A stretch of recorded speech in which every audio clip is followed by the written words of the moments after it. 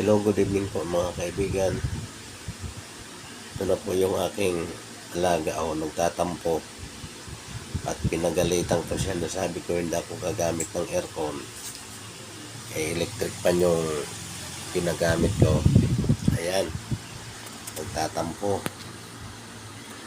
sa lapag siya na hihiga-higa. Grabe itong arte nitong asong ito. Mamaya ako ng aircon.